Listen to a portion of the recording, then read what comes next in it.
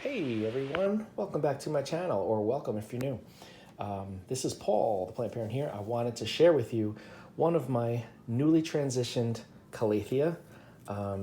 This is a really unique, cool Calathea, Calathea Rufibarba, for a few reasons that I'm going to explain right now. So let's get into it. First of all, the leaf shape. Lance-shaped leaves, more narrow and pointy than most other Calathea. Okay, that's the first thing to note. Glossy green surface of the leaves that start out with a little bit of a lighter green venation, as you can kind of see there.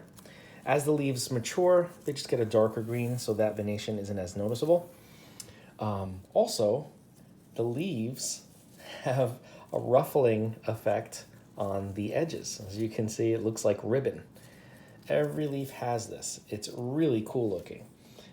And the way the light hits with that ruffling, it makes it look like there's variegation that isn't there. You can see, it looks like there's white variegation because of the light reflecting, but it's just a green leaf. Really, really cool. The underside of the leaves are typical purplish that most Calathea, not all, but most Calathea and plants in this family have as well. But the most notable feature that I just can't get enough of is the underside of the leaves has a very soft fur. It is so soft. It's almost like a velvet. And every time I walk past the plant, I can't help but just give it a little pet. I love how that feels. It's very, very soft. Top surface doesn't seem to have much, if any, of that hair, but on the underside, very, very cool. It gives you like a warm feeling when you're petting it, almost like you're petting a kitten. The way these plants grow is typical of most Calathea. They sprout pups off of the main rootstock. As you can see, I have a bunch of new growth points starting to grow off of this plant, but there are already a lot of plants that can be separated in there. That would be the typical most popular way to propagate these plants, is by removing the pups as they start to develop, as they mature. And as you can see, there are a lot of plants that can be separated, but I'm not going to do that now or anytime soon. I want this plant to finish acclimating before I disrupt the roots any further. I've been changing out the water every couple of days. There is still some residue of soil at the base of the plant, kind of where all those pups are growing out of, but the rest of the roots are looking fine. The new root growth will be a lot lighter in color, as I've shown in other videos. But yeah, most important part at this point in time is just to make sure to keep that water clean, and the plant will do absolutely fine. Has not wilted or shown any signs of distress in any way.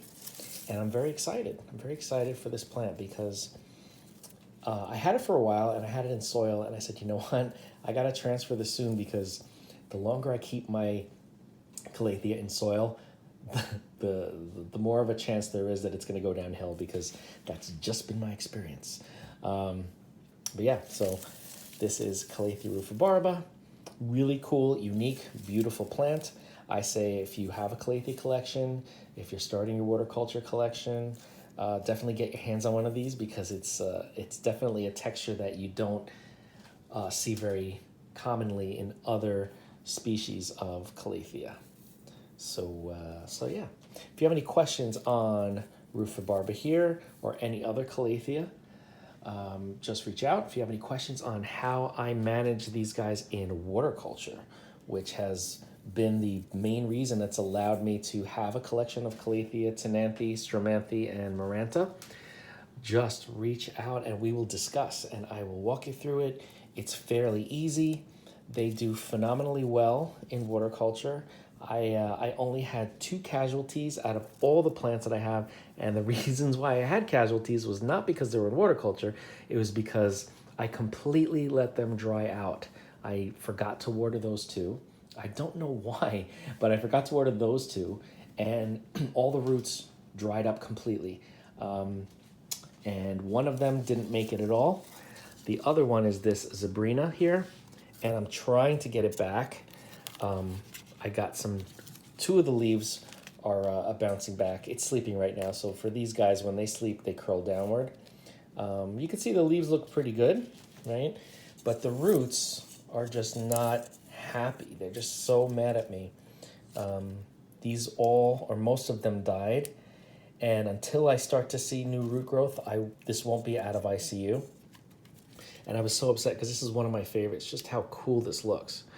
But yeah, that's the only thing, and it was all my fault, the only thing that has caused an issue for any of my water culture Calathea. Completely dried out, and very upsetting. But yeah, if you have any other questions on the water culture method for Calathea or for any other houseplants that you've seen on my channel, or if you've seen them on the internet, let's talk, because it really has made my life so much easier, and it's allowed me to expand my collection. So don't forget to like, comment, share, and subscribe if you haven't. Hit that bell if you want to be notified, and I will see you in the next video.